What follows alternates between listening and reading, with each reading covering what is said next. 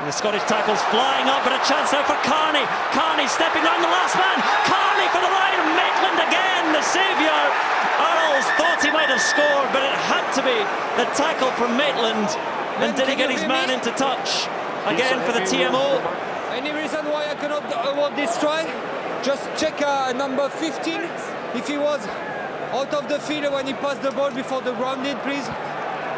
Yes, thank you. We'll check him out of the field. So TMO is Glenn Newman. I think you can see from Carney that he thought he was out. Again, such a good run down the line, but Maitland, did he save Scotland once more? It looked like a great tackle from where we were here. Jumps into it a wee bit. Is that foot in? Yes, there. Only just. I mean, that was great work by Carney, and then obviously by Maitland. Great play by Carney. All the talk about Hogg, I suppose Carney had an amazing line store in 2009. Yeah, you have a decision. The player was in touch. Yeah. So it's a line out Scotland ball. Thank you very much. So it is Scotland's line out, but it is that close to the Scottish try line, and it is all Irish pressure at the moment. That 6-point lead is looking very, very fragile. Yeah, really difficult line out now. When you're the line out caller, you're 6 points ahead, 5 meters from your line. This is a nervous line out to be calling. They go to the back. Rossford goes long. Over 15, over 15. Well, straight enough, says the referee. Richie Gray was at the back. I'm over. Use it, Blue! And Scotland just trying to get a few yards further upfield. It's a long way into the wind for a clearing kick. Deep into the in-goal area. Russell. Stay, Blue! And actually, he's dug that out pretty well, but it can't even get Scotland out of the 22. Ireland will have another opportunity. Sean Maitland, 2 efforts in the last 5 minutes. You know, you're picked on a wing to score tries, but my goodness, what an impact he's had there. 2 defensive efforts. One when he read Jamie Heaslip, what he was doing when he went through there, and then there a try saver and Rob Carney. It's little things there. These are the big differences in games like this. Well, Mark Bennett is coming on for Scotland. He's coming on for Hugh Jones. And there are the action areas in the second half, and it pretty much tells you the sort of descending staircase down to the Irish 22. So it's all happened in Scotland's half, really. Hugh Jones, I think we expected the sort of miracles that we saw in November, but Mark Bennett, again, a useful player to come on in midfield. Again, it just highlights Scotland's strength. Hugh Jones lit up the autumn, but he's probably have a quiet game here today. Mark Bennett has been pulling up trees for Glasgow in the last few weeks, and he's obviously now in a very familiar role there with Finn Russell, Alex Dunbar in the midfield. Line-out ball works for Ireland, and Henshaw. And Henshaw still going. A powerful inside centre. On it goes to Toner. And there is Stander. And the carry by Best. Ireland once again, a Tadhg Furlong saw what he could do to defenders in November. Great power from the man. So too Stander sets it back. Rory Best into the final quarter of this match. Furlong again. Jackson lays it off for Henshaw. There's Stander once more. And O'Brien. And Scotland's defence again is punching Ireland back at the moment. Russell, Heaslip. And Heaslip wins that contest. And still the legs drive Ireland on into the 22 again. Sorry. Cian Healy this time. Earls gets away to Carney. Carney now. And Johnny Gray gets to him. Toner stoops down to take that one. Feeds Stander. 13 phases. And Ireland creeping on again. O'Brien. Sorry. Murray to Jackson. Ringrose up to within 10 metres. Murray again. Wide it goes. Jackson is through. And Jackson stretches to score for a try from Ireland. They built and built. They have the try, and the conversion will give them the lead. Super try from Ireland. Not a lot of deception to what they're doing at the moment. There's an awful lot of one-out rugby, but they're winning the muscle. They're winning the battle up front. A little show go from Ringrose got him over the line, and then a great line from Paddy Jackson. Unsighted here. Excellent line and a good finish. Good finish. He did well to finish it. Yeah, it's a great angle there. It's just what that did there was just able to benefit from some tired Scottish defence, but no wonder, because they've had to defend pretty much for the whole second half, 22 minutes. You know, we spoke about the quality of Scotland's tackling in the first half. A lot of that has fallen off. I know they put Ireland back a little bit there, but they're falling off a few tackles now. There's a lot more bite to what Ireland are doing. Jackson converts his try to put Ireland in front, and the comeback for the moment is complete. And again, on the evidence of the second half, no less than Ireland deserve. You know, when Scotland were 21-5 up, you thought it was a long way back from Ireland, but they've just upped their game in every aspect. And there's no doubt in the second half, Ireland have upped their game. Scotland, as Paul just said, are falling off tackles. They've lost the speed, they've lost their bite. They've got to get it back in these last 17 minutes to try and get this victory. So Ian Henderson off for Ireland. Altan Delan is on. See him just in the scrum cap beyond Rory Best there in the back line. And taken well by Seymour for Scotland. Ireland try and hold him up. Scotland looking to get that ball to ground, but out it comes into Devin Toner's giant paws, and Ireland again with a chance to clear their lines. Jackson and Maitland waits. Stay blue. Trying to chase down his own kick. Carney takes it. He's almost stripped to the ball, but gets it back, and Ireland once more with possession, and Tadhg Furlong.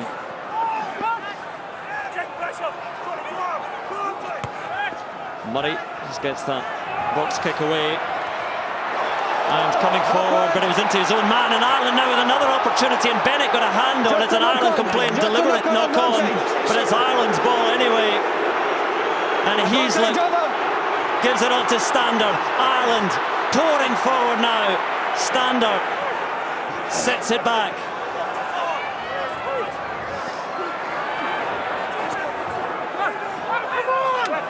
Ireland in full flight.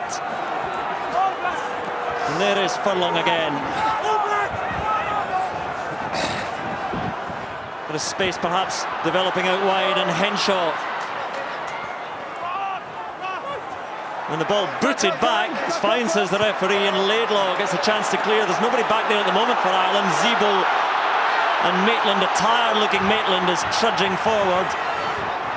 And Zebo gets, well, the ball was touched in flight, so it'll be Ireland's ball at the line-out. And a lot to look at from that last passage of play. Yeah, excellent turnover from the ruck. Ireland were thinking that he was offside, but there was actually no ruck. It was a tackle. You look at that, everyone's calling a penalty here, but he actually ran into Ryan Wilson, so it wasn't an Irish, it wasn't Robbie Henshaw that affected the upending there. It was actually Ryan Wilson. But as you know, that's last few minutes just sums up the game, isn't it, guys? It's breathless, both sides really attacking, defending, end-to-end stuff, turnovers, physical. It's had everything. Another change about to be enacted with Tim Swinson is going to come on in the second row. Green 11. 7. Green 7. Well, actually, he's going to come on. No, well, there's an Irish change as well. So Josh van der Fleer is going to come on for Sean O'Brien. Josh Strauss is off, so Swinson will go into the back row, but he can play. And there is Sean O'Brien again. A very effective game from O'Brien on his latest comeback from injury. But to the line-out we go, and Devin Toner takes it for Ireland. The line-out has looked more solid for Ireland in the second half as well. Into the final 15 minutes. And Scotland have to find some of that verve that they had in the first half. But Ireland have worked their way back in so well. There's Best. No, 6 away, 6, no. Thank you. You are just in front. And Murray gets that kick away. It's well placed, and well, it's a wonderful take by Finn Russell, but then stripped, and a chance again for Jackson. Laidlaw hurls himself upon the fly half, but Ireland with ball again and into the Scottish half. Altan Delan taken by Finn Russell, almost in mid-air. Hands out! off feet. In second time. Henshaw gives it on to Jackson. How well he's played, Jackson. Little poke forward and Hogg watches, and nothing to do there but be taken into touch by Keith Earls. And Ireland are playing so strongly now. Paddy Jackson, so much talk about Sexton missing, but Paddy Jackson has been inspirational in the second half. Yeah, it's great weight in that kick, just to keep it in play so that Keith Earls can make the tackle on Stuart Hogg and put him into touch. And it's Ireland's line out, and Ireland put him under pressure. You know, I thought Ireland didn't do enough of that in the first half. He tried to play an awful lot of the game with ball in hand. It didn't push it into the corners like that. Ireland have sorted out their line out as well. The line out has been really good in the second half. I think this could well be the game here, guys. If Ireland, with a 1 point lead, take this over, Scotland have just had nothing in the second half. It's very hard to stop this. They need just something. They need to definitely defend this line out and not let Ireland get any further away. So Keith Earls going off. Tommy Bowe is on for Ireland now to win his 68th cap. And Ireland long from best, taken by Toner, then fed on to Delan, and then the spill. Swinson falls upon it, but Scotland Let it go. will have the scrum if they want it, but I'm not sure they do want that. Maitland, again from deep inside their own 22. It's good work by Maitland from dangerous position.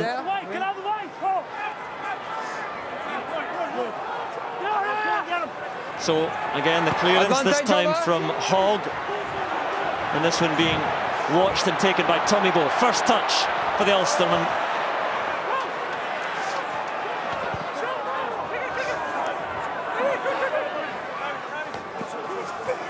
Furlong once more.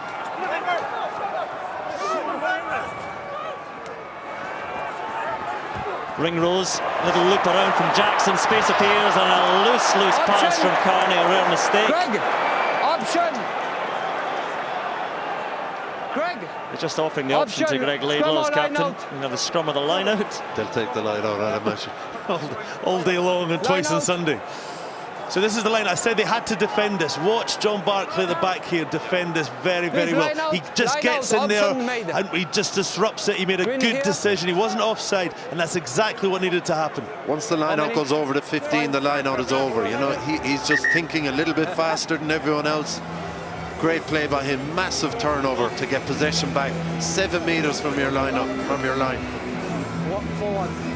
There's been such a great success at Scarlet since heading down there. Again, has perhaps been overlooked in the international wilderness a little bit, but there we have a look at the tackles. Johnny Gray is always the sort of the tackle bag for. That's unbelievable. That's not unbelievable. One Irish player.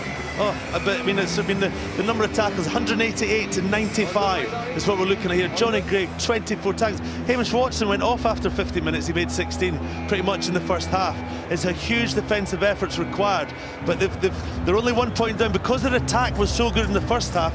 That defensive effort has allowed them still to be in this game with, 11 minutes to go. But how much has it taken out of them? That's the problem. Exactly, and maybe those numbers are the reasons we're seeing them falling off tackles now. Good to see Rafael Benitez watching the game here. Especially when he's under so much pressure. Well, absolutely. Big fan of Scottish rugby, though. Wouldn't miss this game. Nearing the final 10 minutes, Tadhg Furlong is off. John Ryan is on. Very impressive for Munster this season. Get his second cap, and the line out goes Ireland's way. Scotland once more on the back foot. And Ireland very much in control. Zebo spinning away. No hands! Advantage over now!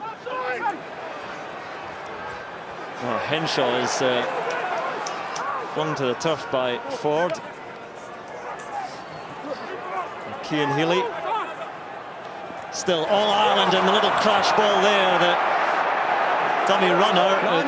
The Murrayfield crowd cries obstruction, but Josh van der Fleer was able to carry. But then the penalty to Scotland. Under the pressure of your feet and sitting off.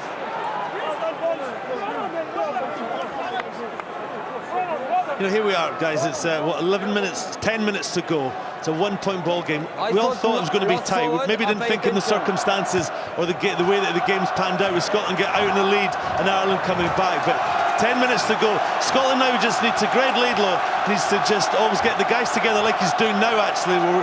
We're saying here, he's just getting the players together and saying, right, one bit of inspiration, one big hit, one good angle could be the difference, and that's all that's required now. Yeah, it doesn't need to be spectacular here at this line out. It doesn't need to be over the 15 like Ireland did. The main thing you need here is possession. 6, I think. 6. We are outside. So Scotland right on the Irish 22. A single point in it. And taken eventually by Barkley for Scotland. Hands out!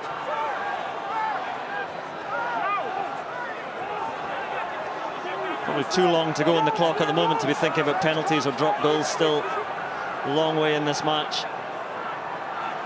Forwards carry for Scotland. It's Ford and Swinson. And on to Fagerson with Gordon Reid. Now Russell will crash from Bennett. And he's struggling to get that ball back. Now he does. Tense times for both sides as Barkley takes it in. And there a penalty to Scotland. Well, 8 minutes to go and a reasonably straightforward kick for Greg Laidlaw. I was literally just thinking to myself how good defence, how good discipline Ireland have been today. I know it's a big thing that Joe Schmidt talks about. They've only conceded 4 penalties in the whole game, that being the 4th. But it could be a crucial one because this is an opportunity.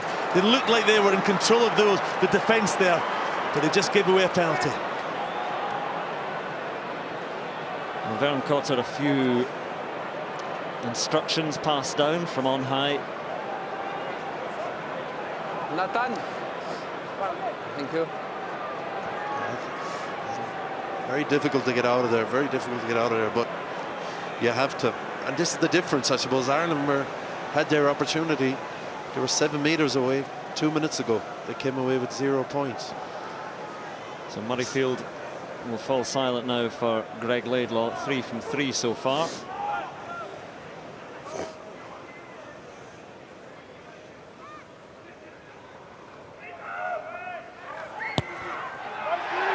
Through it goes, and 7 minutes, and perhaps just a little bit more remaining at Murrayfield. And Scotland lead once again. Those will be a very long 7 minutes for Scottish fans. And very much against the run of play, but they've kept themselves in it with their defence. Now the restart so important, and Barkley takes it in a bit of room. He's been strong since he came on.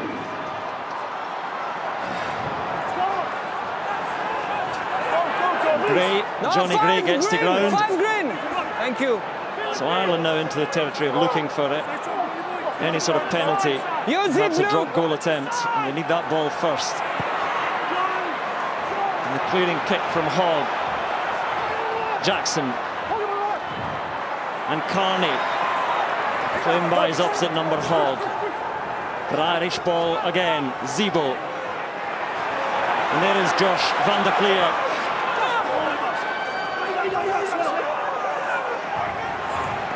Tackle comes in from Fagerson on Cian Healy. And Ireland again on the front foot. Now through John Ryan. Jackson, inside ball to Zebo. Standard. And Scotland turned it over, and a chance to counter. Laidlaw, though, decides to put boot on ball, and reading it well was Carney. And he got back in time. Now on to Heaslip. Some tired-looking men out there heading towards the final 5 minutes. Rory Best.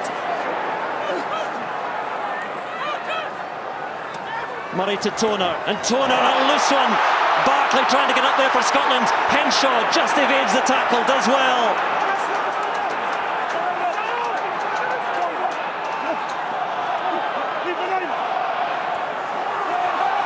Stander once again. No hands! 5 minutes on the clock. So Conor Murray sends it to the heavens, and taken by Hogg. Hogg sees what's available. Hogg looking for a run himself onto Bennett. Bennett chips and the chase is on now. It sits up there for Conor Murray. The scrum half under pressure, being watched by Bennett. Gives it onto Zebo and he fires it down the line. A great kick from Zebo. With no angle to go for touch. Hogg again. A roar from Murrayfield for Hogg. Gives it on to Seymour. Seymour hit hard by Henshaw.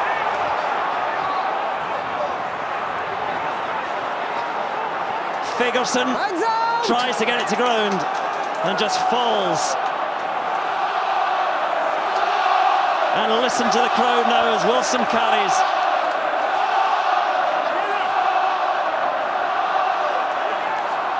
Johnny Gray. And beyond now to 4 minutes. Ireland looking for something.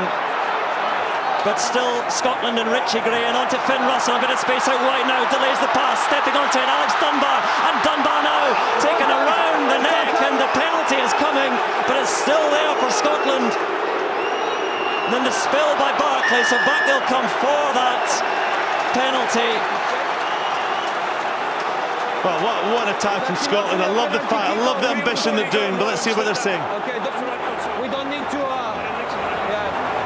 Just a penalty, I think, is the instruction. I'd like to see this again, because I think we know with the directives, anytime there is a high tackle, you're immediately thinking yellow. But just the point being of the attack, I love the fact they've still got ambition. No, it started low and it's gone up. Yeah, as Wayne Barnes was saying before the game, is it high? Is it with force and with speed? I don't think there's any force or any speed in that. It's still poor though. They're putting themselves under pressure now, Ireland, with that penalty. They're probably going to have to defend the 5-metre line. It's going to be a long way up the pitch now to try and get back up there to win the game. But just if you're wondering what the difference is, there is a reckless tackle would have been a yellow card, and perhaps more of an accidental tackle. I think that's deemed to be where he started below the line and moved up onto the neck, and that can be sanctioned, but no yellow card in this instance. I think that was borderline in every sense. Now, the decision from Scotland was not to take the 3 points that could have moved them beyond a penalty clear or a drop kick clear and go for the corner. Huge decision. I think a good decision. 3 minutes left on the clock. 5 metres out. Great kick to the corner as well. He didn't leave him 8 metres out. They're 5 metres. They're exactly where they want to be. Long way back for Ireland up the field now. Ross Ford under pressure, but the safe man is Johnny Gray. Ireland not challenging that one and deciding instead to defend the driving maul, so Scotland not making ground at the moment. Ford has it at the back, and there is a deep guttural cry from the Murrayfield crowd to drive on the side. They've used it once, says Romain Poit. Scotland looking for their first opening weekend victory in the Six Nations since against France in 2006, and Maitland takes it just from Laidlaw. I say that way. Still with Scotland, and they're looking now to close down the game. They would love a try, but bonus point is perhaps for another day. It's victory that they need. Ryan Wilson carries, still there for Scotland. 2 minutes to go. Use it! And it's just the forwards at close quarters carrying. Fancy rugby has gone for Scotland now.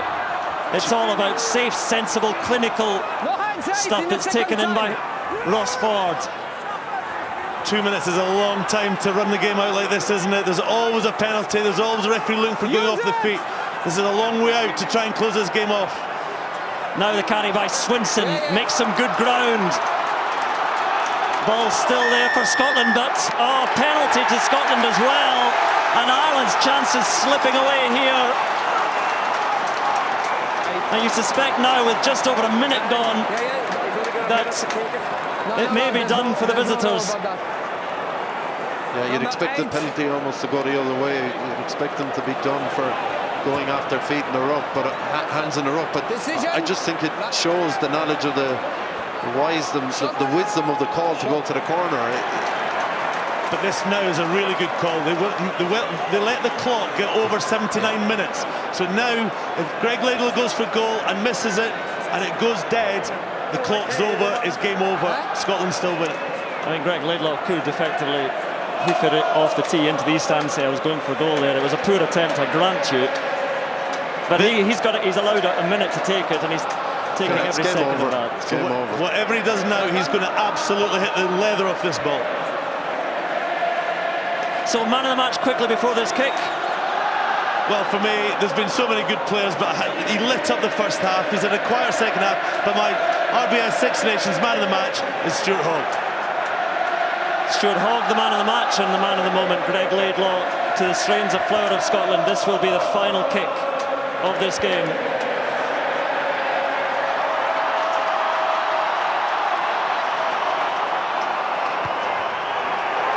It is good from Greg Laidlaw. It is great from Scotland because they have won.